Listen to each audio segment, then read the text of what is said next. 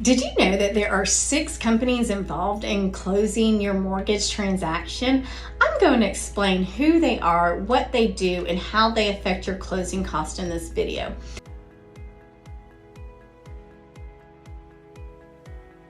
Hey, Meg Rob here, and one question that we get asked all the time is, what are my closing costs going to be? And where the lender only plays a very small part in these closing costs. So I'm going to kind of break this down for you. The first part of closing cost is very simple. It is us, the lender. Now, what is included in that? We have underwriting and processing fee, a tax certification fee, and a flood certification fee. Credit report as well. Those are the fees that are lender fees. Now, you get a choice of having an origination on your loan or taking the loan at par. And what that means is that's not a lender fee. If you're paying an origination, that is to get a lower interest rate. So, second company involved is the appraiser. And what the appraiser does is they go out to the property, they look around to make sure there's no safety or health concerns, and make sure that the home is in livable condition and meets the guidelines for your loan program. So they're also looking at the neighborhood and other outside neighborhoods very close by to see what homes have sold in the last 3 to 6 months, so they can get comparables and make sure that the market value of what you're paying for the home is true.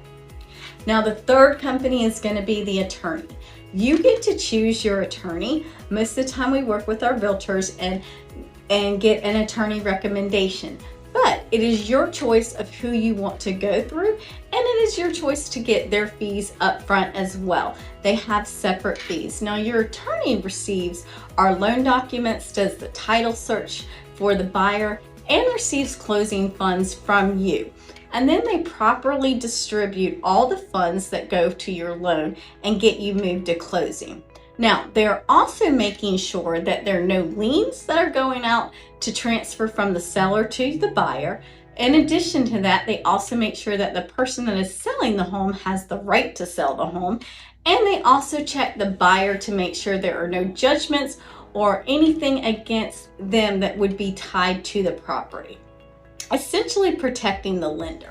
So the title company is part of the attorney, and job ultimate is to protect everyone involved and make sure that nothing gets transferred over and nothing weird is going on with the property.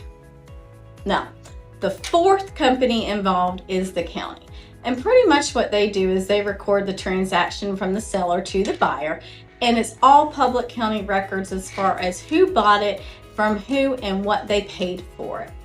The fifth is the insurance company. Now, you're also going to shop and get your homeowner's insurance. And so once you choose to get your insurance and who you're going through, that is where they go in and explain your coverages and what they're able to provide for you. And essentially what an insurance company does is it provides the coverage for the home just in case anything happens after closing. The sixth part of closing cost is the property taxes, which are determined by the county. And depending on the home size, the lot size, the home value, and so on. Now, the property taxes are prepaid in advance, anywhere between 2 to 8 months, depending on the closing date and when the first payment has to be made. So those are the 6 items that make up the buyer's closing cost. Now, how much does it equate to at the end of the day? That's the big thing. So it really depends. The general rule of thumb is that if you're buying a home around $400,000, the closing costs are roughly $2.25. If you're buying a home under $400,000, they're normally going to take about 3% to cover everything. So let's share 3 different options with you on how closing costs can be paid for. The first way is to ask the seller to cover them. The way that works is very simple. Let's say you're making an offer of $300,000. You ask them to pay for 3%, which means they are going to cover $9,000 of your closing costs. So ultimately, the seller's net is $291 if they accept your offer. Now, let's say they come back and say, no, we won't accept that. We want the full $300,000, and that's the bare minimum.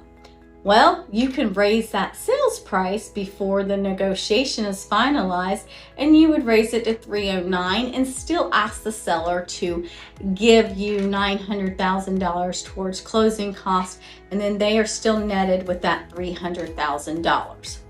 Another way to pay for closing costs is to ask the lender to cover them. Now, we can cover them, either part of them, most of them, or all of them. However, anytime a lender pays for anything for you, they are going to raise that interest rate. So if you want to get the best market rate out there for your given situation at any time, asking any lender to pay your closing costs will definitely not achieve that.